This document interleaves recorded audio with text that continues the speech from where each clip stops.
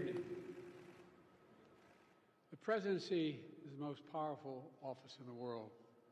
It's an office that not only tests your judgment, perhaps even more importantly, it's an office that tests your character. Because you not only face moments when you need the courage to exercise the full power of the presidency, you also face moments where you need the wisdom to respect the limits of the power of the office of the presidency. This nation was founded on the principle that there are no kings in America. Each of us is equal before the law. No one is above the law, not even the President of the United States.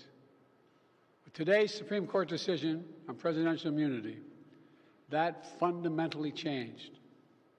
For all practical purposes, today's decision almost certainly means that there are virtually no limits on what a president can do. This is a fundamentally new principle, and it's a dangerous precedent, because the power of the office will no longer be constrained by the law, even including the Supreme Court of the United States. The only limits will be self-imposed by the president alone. This decision today has continued the court's attack in recent years on a wide range of long-established legal principles in our nation, from gutting voting rights and civil rights, to taking away a woman's right to choose, to today's decision that undermines the rule of law of this nation. Nearly 4 years ago, my predecessor sent a violent mob to the U.S. Capitol to stop the peaceful transfer of power. We all saw it with our own eyes. We sat there and watched it happen that day. Attack on the police, the ransacking of the Capitol, a mob literally hunting down the House Speaker, Nancy Pelosi, gallows erected to hang the Vice President, Mike Pence.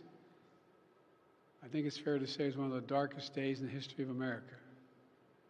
Now the man who sent that mob to the U.S. Capitol is facing potential criminal conviction for what happened that day. And the American people deserve to have an answer in the courts before the upcoming election. The public has a right to know the answer about what happened on January 6th before they are asked to vote again this year. Now, because of today's decision, that is highly, highly unlikely. It's a terrible disservice to the people of this nation.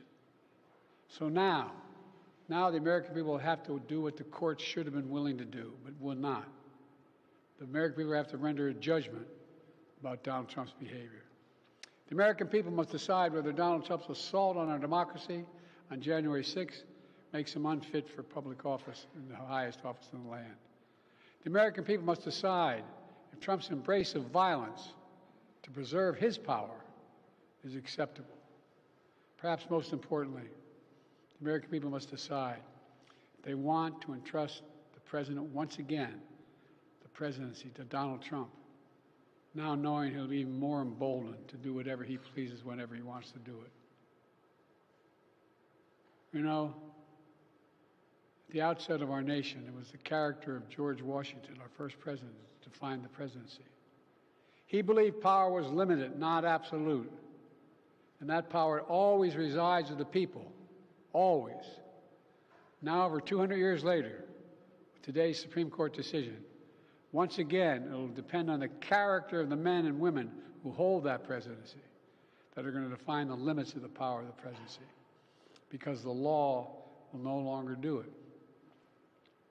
I know I will respect the limits of the presidential powers I have for 3.5 years, but any president, including Donald Trump, will now be free to ignore the law. I concur with Justice Sotomayor's dissent today.